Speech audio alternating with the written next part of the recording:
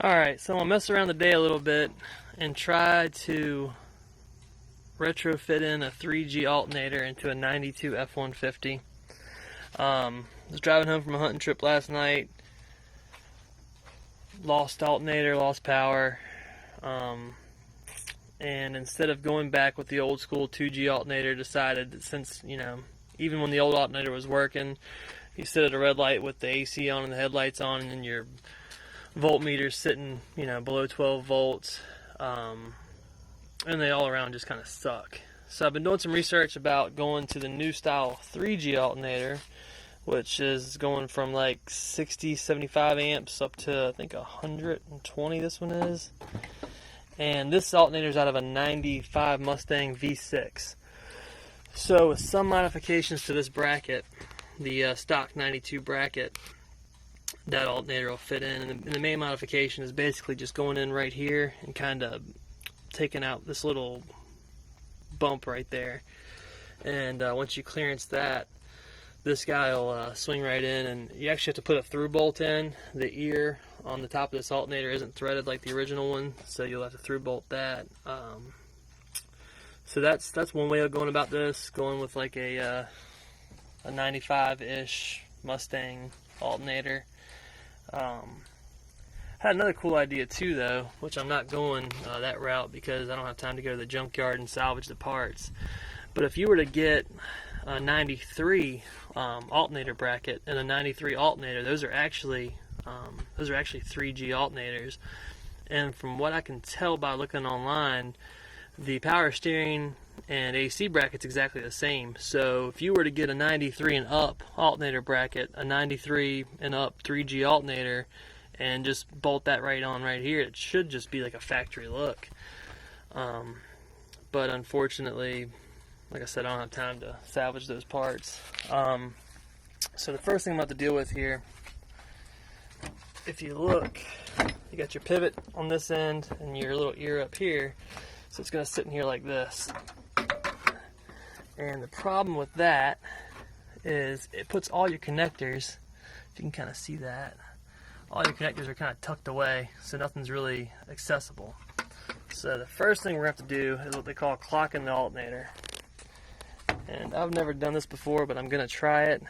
Basically what you do is you're going to pull the 3 mounting bolts off the back here, pull the pulley off, kind of pop this back case off a little bit, and you can spin this. So basically this ear will end up right here, and that'll put my connectors over on the outside where I need them. So I'm going to carry this thing over to the bench, try to take it apart, hopefully not break it, and try to clock these terminals. Alright, so there's like, I'm 180 out there. There's like an 87% chance I'm going to break this thing, but that's okay because it's from AutoZone, and I'll take it right back and pretend like, oh no, why it doesn't work. So yeah, so if you're from AutoZone and you see this, you don't know nothing.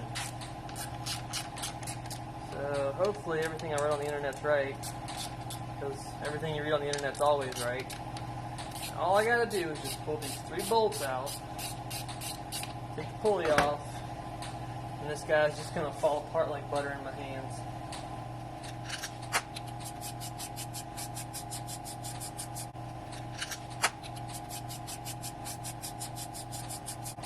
There's also going to be some electrical modifications that have to happen, and to be completely honest with you, I'm not sure what they are just yet.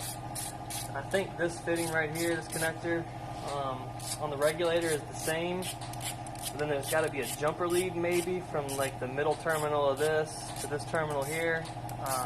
Not real sure about that yet, but I'll figure all that out after I break this alternator. So I'm using a 15/16 socket on the impact here, chrome moly. Nothing to it. Get your ass off there. Alright, now, let's see. So, this is how it's going to mount in the truck, like this. So we need these terminals spun. I need to go, oh god, it does just fall apart. Just need to spin it. Just spin, guy. Come on now. Come on, buddy, just spin. I wonder if oh. God, this thing's definitely gonna be broken. Just give it a little slide out, bud. Does the whole thing spin?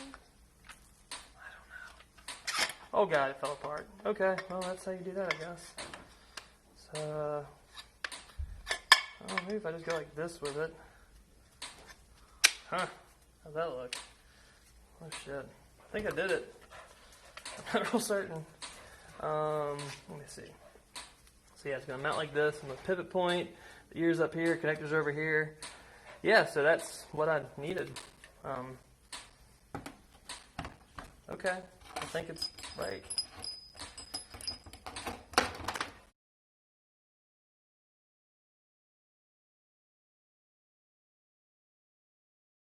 I think we'll give her one ugga.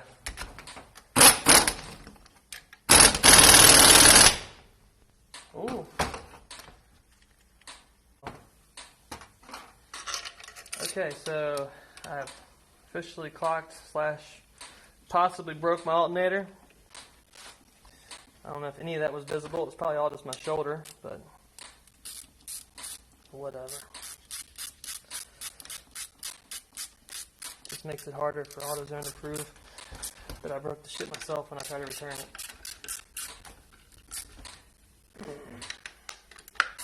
Oh, that made a noise. Okay. Sure, tight is right. So now when this guy sits down in here, the other way hose. It'll sit in there like that, and you can see my terminals are accessible. So I'm going to go ahead and get in there with a die grinder and clearance that bracket, and I think I'll go ahead and mount this thing. Alright, so like usual, I had the wrong tool for every job, and I went ahead and clearance this aluminum. If you're going to do this, really try to get a non-ferrous metal bit. If you try to do it with anything else, it's just going to gall up your tool, but that's okay because I'm used to it. So I ended up having to do a little more clearancing than what I thought. Like every time I read anything on the internet, I get completely screwed and it's never correct. But I had to do a little bit of clearancing down here, which I probably could have got away with a little bit less there. And then most of it actually had to be cut out right here. There's this lug right here on top of the alternator, and that hits right in here when it's installed. So you had to clearance this out. But anyway, my 3G alternator is on the pivot bolt down the bottom, and she slides. Oh, not too far. She slides right in. Oh, shit.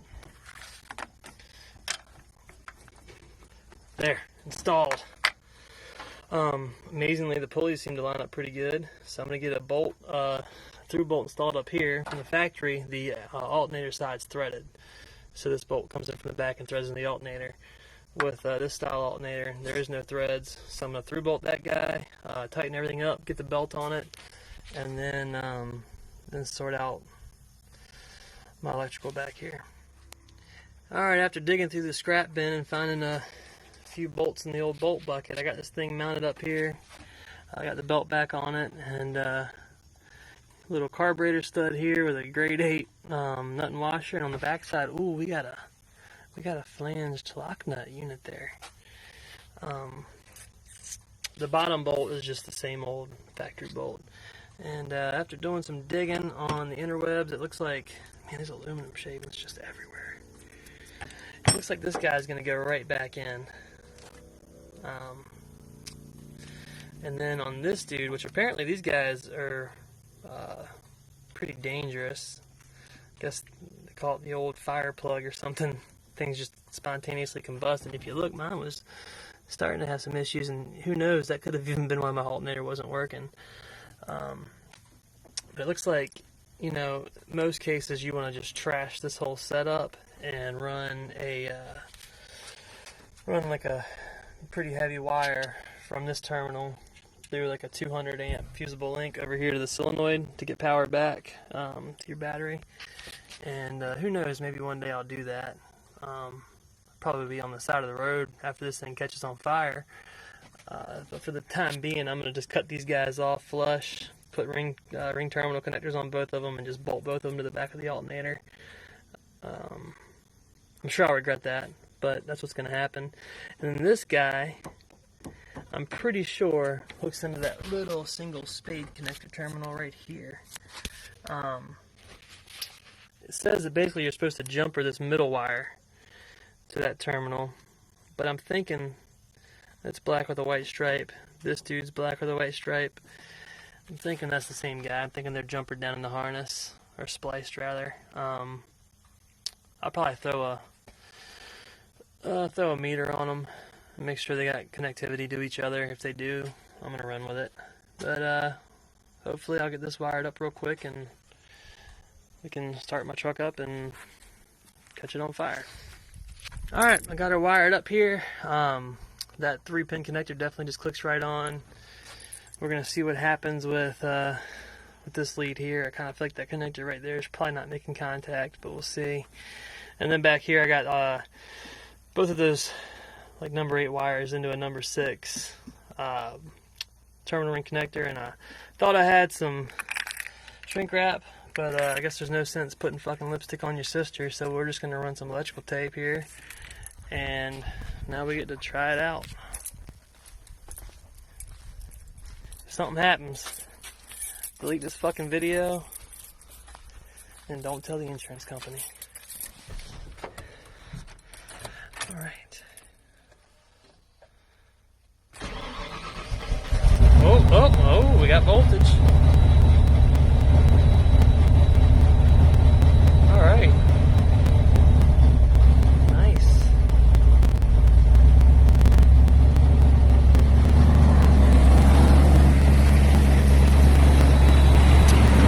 Okay, let's see what she's putting out.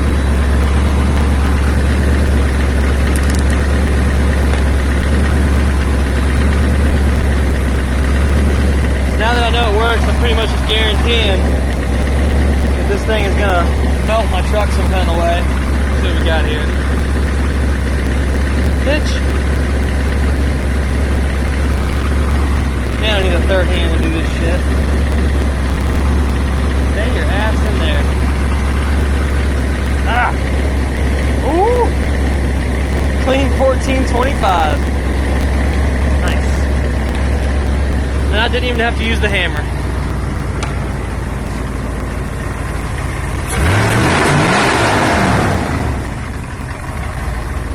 Alright, so one of the main reasons I had to do this upgrade is because a lot of times I'm sitting at a red light or something and I got the AC going with the extra cooling fans, blasting the radio. God forbid it's nighttime and I've got to run the headlights, and then you're really screwed if the windshield wipers are having to run. So let's just see, with everything going wide open here, how she wants to act. That's already a good sign. Let's turn this guy on here. Little headlight action. Oh, she's holding it. High beams too. Woo. Look at that. Yeah, see, usually with all this shit going, she'd have been like down to 8. The blower wouldn't have been blowing. Yeah, this wouldn't have been good news with the old alternator, even when it was working. It was actually funny. Before, if you were running all this at the same time, the amperage, I guess, would get so crazy, the voltage signal would get so crazy, the tach would literally just start spiking and bouncing all over the place if you were sitting in a red light with the AC on and literally anything else running. So that was the cheap way to do it, I guess, which was with the 95 3.8 V6 alternator off a Mustang. If you wanted to go other routes, there's definitely way more expensive routes. I'm not even sure what the amperage is in this alternator. I think it's actually pretty low, but it's enough apparently. If I were to do this again and wanted to spend the money and had the time, I would definitely try to hunt down a 93 alternator bracket and just put the 93 style alternator in here. That's definitely a much cleaner look, and I'll probably come back through and brush this up eventually. I definitely want to do something about this connector And these wires, I definitely, you know, I'm not super comfortable that this is going to hold up. But yeah, overall, I guess it's pretty clean conversion, pretty quick. I mean, I think I've only got an hour in this, and I just started even considering it about 3 hours ago. So for the most part, the bullshit on the internet was right. The only thing I'll say is everybody wanted you to tap into this middle wire right here and jumper that to this terminal right here. On the 92s, it would appear that, you know, these wires are bonded somewhere. I put the amp meter on them. They were a closed circuit, so you had connectivity between the two leads already, and I just said, to hell with it, let's give it a shot, and it appears to be working. But yeah, man, if anybody goes through this on the 92, and I guess it would work for a brick nose Ford too. I think the 87s through the 91s might have the same alternator bracket.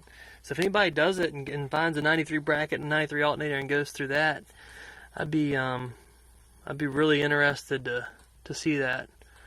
I think that would be a much cleaner conversion. So post a link or something, man. I don't know. Anyway, the brown turd lives again. For now.